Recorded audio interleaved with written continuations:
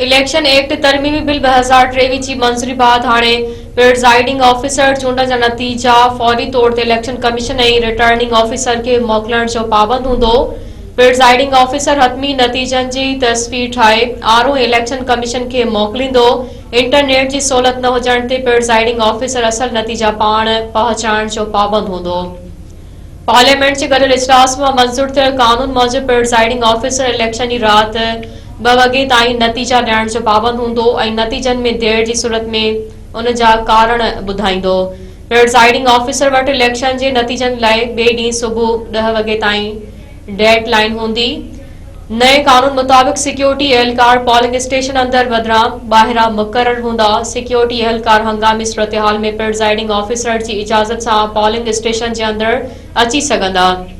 Election commission RO के मातहत तक जे voter list polling का 3 ॾींहं अॻु फ्राहम करण जे पाबंद हूंदी। नई तरमीम मूजिब इलेक्शन कमीशन पोलिंग का 1 ॾींहुं अॻु शिकायतों खत्म करण की पाबंद हूंदी। पोलिंग वारे ॾींहं का 5 ॾींहं अॻु पोलिंग स्टेशन तब्दील न करे सघबी। चूंड खर्च लाइ उम्मीदवार पंहिंजो को भी बैंक अकाउंट इस्तेमाल करे सघंदो। तकबंदियन जो अमल चूंड शेड्यूल के ऐलान का 4 महीना अॻु मुकम्मल थींदो। नामज़दगी कागज रद्द या वापस वठण ते उम्मीदवार के जमा कराइण फीस वापस कई वेंदी। नए कानून मूजिब इलेक्शन कमीशन चूंडन का अॻु जारी कयल पोस्टल बैलेट जा तफ़सील वेबसाइट ते जारी करण जी पाबंद हूंदी। हारायल ऐं खटियल उम्मीदवारनि विच में वोटन जो फ़र्क़ 5% हूंदो त ॿीहर ॻणप थी सघंदी। क़ौमी असेंबली में 8 जॾहिं त सूबाई असेंबली की सीट ते 4000 वोटन जो फ़र्क़ हूंदो त ॿीहर ॻणप थी सघंदी। रिटर्निंग ऑफिसर पंहिंजे निगरानी उम्मीदवारनि की मौजूदगी में वोटन की ॻणप कराईंदो। नई तरमीम मूजिब गफ़लत करण ते प्रिजाइडिंग ऐं रिटर्निंग ऑफिसर खिलाफ फौजदारी कार्रवाई कई वेंदी।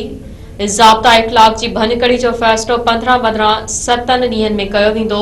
पोलिंग अमले की हतमी फ़ुर्सत इलेक्शन कमीशन की वेबसाइट ते अपलोड कई वेंदी। क़ौमी असेंबली की सीट लाइ 40 लाख खां 1 करोड़ ताईं ख़र्च करण की इजाज़त हूंदी। सूबाई सीट ते चूंड मुहिम लाइ 20 खां 40 लाख रुपया ख़र्च करे सघिबा।